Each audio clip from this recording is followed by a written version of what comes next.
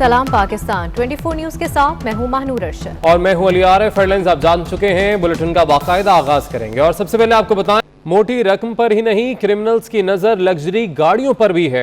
कराची से रावलपिंडी जाने वाले कार कैरियर पर नौशेरा फिरोज में डाका डाला गया।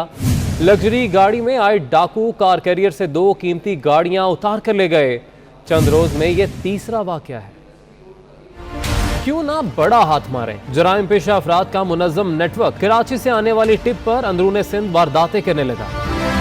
कराची से रावलपिंडी जाने वाले कार कैरियर को नौशेरा फिरोज में लूट लिया गया। डबल कैबिन में आए मुल्जिमान 2 लग्जरी गाड़ियां ले उड़े। खेतों में हाथ पांव बांध कर छोड़े गए ड्राइवर्स ने पुलिस को रुदात सुनाई। 2 माह में एक ही अंदाज से गाड़ियां छीनने के वाक़े ने कार कैरियर्स एसोसिएशन को परेशान करके रख दिया है। मुतालबा किया है कि मुनज़्ज़म नेटवर्क को लगाम डालकर गाड़ियां वापस दिलवाई जाएं।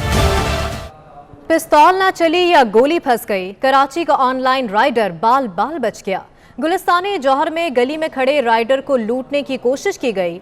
मुल्जिमान को देखकर नौजवान गली के अंदर भागा और गिर गया। मुल्जिम ने इस पर पिस्तौल तान कर ट्रिगर दबाया, लेकिन गोली नहीं चली। गोली ना चलने पर नौजवान जान बचाकर भागा। मुल्जिमान इतराफ की गलियों में 3 शहरियों को लूटकर फरार हो गया। आपको बताएं कि कराची का ऑनलाइन राइडर बाल बाल बच गया। गुलिस्तानी जौहर में गली में खड़े राइडर को लूटने की कोशिश की गई। मुल्जिमान को देखकर नौजवान गली के अंदर भागा और गिर गया। मुल्जिम ने इस पर पिस्तौल तान कर ट्रिगर दबाया, लेकिन गोली नहीं चली। गोली ना चलने पर नौजवान जान बचाकर भागा। मुल्जिमान इतराफ की गलियों में 3 शहरियों को लूटकर फरार हो गए।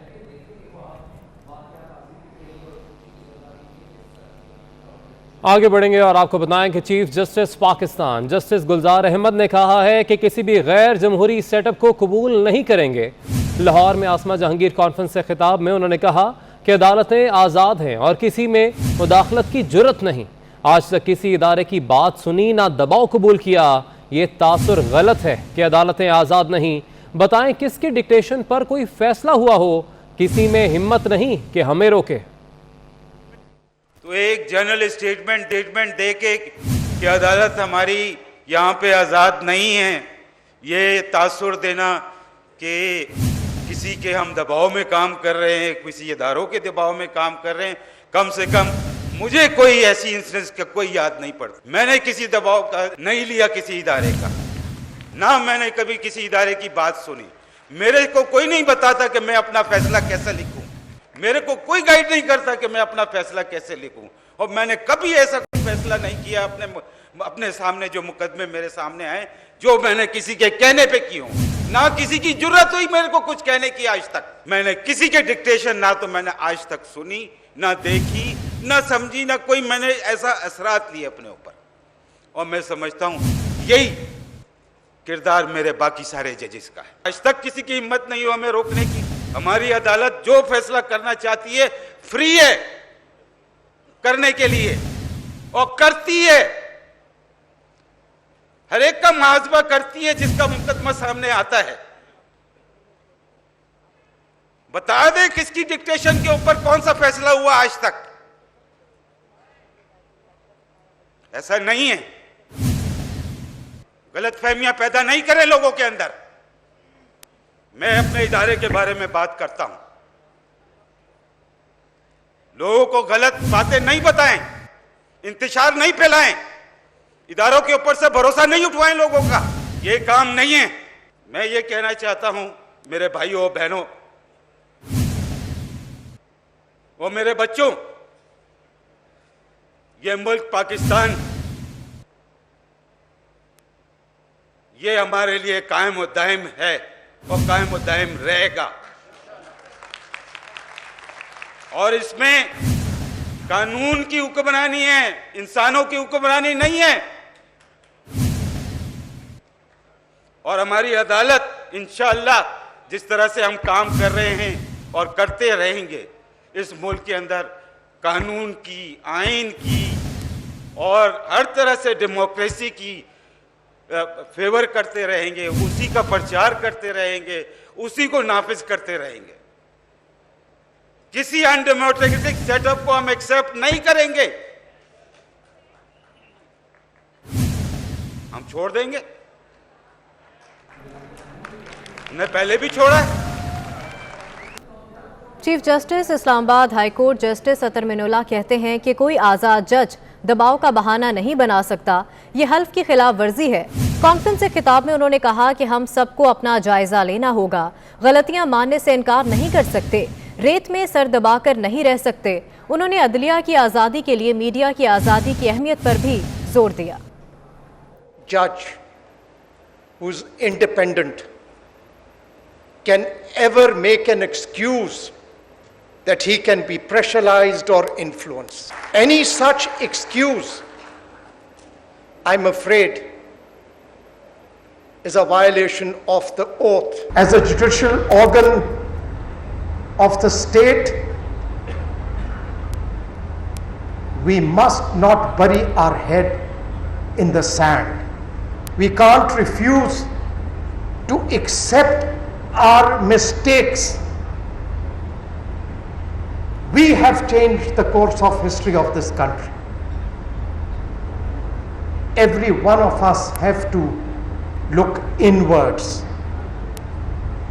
If there is no free media, free speech, there wouldn't be any independence of judiciary. They are interdependent. Justice Qazi Faez Isa ने कहा कि आज़ाद मीडिया जमहूरियत के लिए रीढ़ की हड्डी की हैसियत रखता है। मुतलकुल इनान हुकूमतों ने प्रेस को दबाया और सेंसरशिप नाफिज की। कॉन्फ्रेंस से खिताब में उन्होंने कहा कि मालूमात तक रसाई के बुनियादी हक की जड़ें इस्लाम में हैं।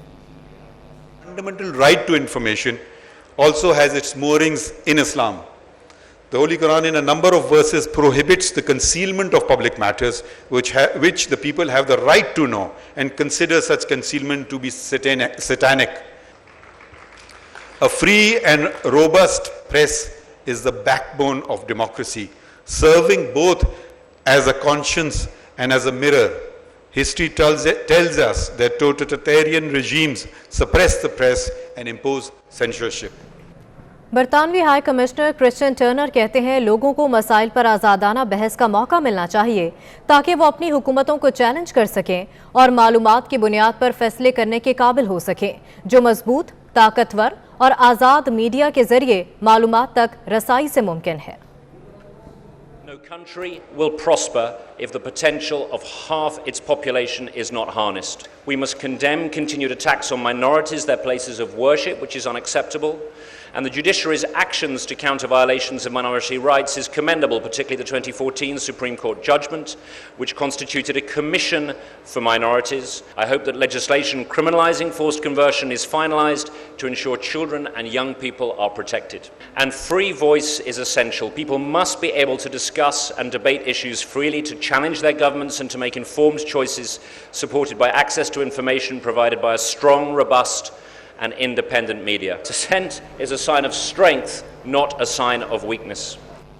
कुछ दीगर खबरें शामिल करेंगे। आपको बताएं कि कोरोना वायरस के लिए मुख्तस फंड में अरबों रुपए की माली बेज़ाब्तियों का इंकशाफ हुआ है। वबा के दौरान लोगों को रिलीफ देने के लिए अशिया की खरीदारी में कवानीन की खिलाफ वर्जी करते हुए मुआहिदे किए गए। ऑडिटर जनरल ऑफ पाकिस्तान ने रिपोर्ट जारी कर दी है। मजीद तफसील जानेंगे, हमारे नुमाइंदे अली रामे हमारे साथ मौजूद हैं। अली रामे, बताएगा क्या मजीद तफसीलात सामने आई हैं इस रिपोर्ट में? जी बिल्कुल, कोरोना वायरस के दौरान जो अशिया की खरीदारी और मुख्तलिफ मेडिकल आलात जो खरीदे गए उसमें ऑडिटर जनरल पाकिस्तान की जारी करदा रिपोर्ट में अहम इंकशाफात जो है वो सामने आए और उसमें खास तौर पर ज्यादा जो नुकता उठाया गया वो ये कि जितनी भी प्रोक्योरमेंट की गई वो कवानीन की खिलाफ वर्जी पर की गई। और इसमें कोरोना वायरस के दौरान जो एहसास प्रोग्राम के तहत फंडिंग की जानी थी, लोगों को रिलीफ दिया गया, उसमें 140 मुर्दा अफराद के नाम पर भी खती रकम तकसीम की गई, जबकि पंजाब में 26,555 अफराद को जालसाजी और कोरोना और ज़कात फंड से रकूम जो है उनको दी गई। और इसमें मुख्तलिफ शोबाजात में जो कोरोना के नाम पर होने वाली खरीदारियों में 1 अरब 59 करोड़ रुपए की रकम जो है वो तकसीम हुई, लेकिन उसको ऑडिटर जनरल पाकिस्तान ने गैर कानूनी करार दिया और ऑडिट रिपोर्ट में 6 अरब 84 करोड़ रुपए की अदायगियों को भी मशकूक जो है वो करार दिया गया। और इसमें साथ ही वेंटिलेटर्स की खरीदारी में भी करोड़ों रुपए की माली बेज़ाब्तियां जो है को भी रिपोर्ट किया गया और इस पर ऑडिट पैरा जो है वो लगाया गया ऑडिटर जनरल पाकिस्तान की तरफ से। वज़ीर-ए-आज़म ने 314 अरब रुपए के रिलीफ देने का अहकाम जो है वो जारी किए, लेकिन फाइनेंस डिवीजन की तरफ से बजट जो है वो कम रिलीज किया गया। और साथ ही यूटिलिटी स्टोर पर कॉर्पोरेशन ने फूड अथॉरिटी से मदद से करार दिया गया घी जो है वो खरीदा, ये वो घी खरीदा गया जिस पर पंजाब फूड अथॉरिटी की तरफ से बाकायदा एक अनफिट सर्टिफिकेट जो है वो इन कंपनियों को दिया गया, लेकिन उसी कंपनी से जो यूटिलिटीज म्युनिसिपल कॉर्पोरेशन है उनकी तरफ से घी और ऑयल जो है वो खरीदा गया। और साथ ही ब्लैक लिस्ट शुगर मिल्स और फ्लोर मिल्स से खरीदारी की गई आटे और चीनी की, जिसमें 1 अरब 37 करोड़ रुपए का नुकसान कौमी खजाने को, जबकि शुगर मिल ये रिपोर्ट में ये चीज़ें भी शामिल हैं। अली, आप हमारे साथ ही रहेगा। यकीनन एक इंतहाई अफसोसनाक खबर है कि कोरोना वायरस के लिए जो मुख्तस किया गया था फंड, उसमें भी अरबों रुपए की माली बेज़ाब्तियाँ सामने आई हैं। हमारे साथ मौजूद है सीनियर तजियाकार सलीम बुखारी साहब। सलीम बुखारी साहब, एक तरफ लोगों की जान जा रही थी, मगर उस वायरस के लिए जो फंड रखा गया उसमें भी बेज़ाब्तियों का इंकशाफ सामने आ गया।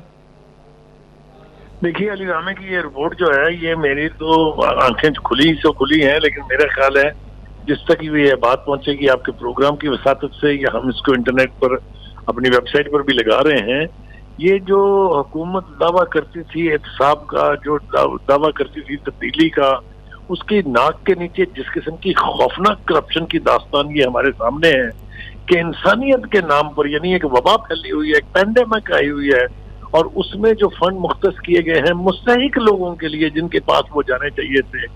मैं तो I am in state of shock कि जो अमीर तरीन लोग हैं उनको भी वो चैरिटी में फंड तकसीम होने थे, उनकी अदायगियां हुई हैं। जो दवाइयां खरीदी जानी थी, जो इक्विपमेंट खरीदी जानी थी, जिस तरफ देखें, जिस शोबे में उंगली डालें, वहां पर बेईमानी है और जो करप्शन है वो इस कदर रैम्पेंट है। अल्लाह ताला ही इनसे हिसाब लेगा इस बात का। मैं तो ईमानदारी से समझता हूँ कि जो शख्स इसका जिम्मेदार है, चाहे वो किसी भी ओहदे पर फायज है, उनके गले पकड़ने चाहिए और उनको करार वाकई सजा मिलनी चाहिए, क्योंकि इसकी कोई माफी नहीं है। इसकी यकीनन कोई माफ़ी होनी भी नहीं चाहिए। सलीम बुखारी साहब हमारे साथ मौजूद थे, इस पर अपना तजिया दे रहे थे इलीराम में। आपने अपडेट किया इस खबर के हवाले से, बहुत शुक्रिया आपका। लाहौर में अल्लामा खादिम हुसैन रिजवी के उर्स की 3 रोज़ा तकरीबात जारी हैं। दूसरे रोज़ भी अकीदतमंदों की बड़ी तादाद ने मज़ार पर हाज़िरी दी और फातिहा ख्वानी की। मज़ीद क्या तफसीलात हैं, जानेंगे हमारे नुमाइंदे शाज़े भट्टी से। शाज़े बताएगा।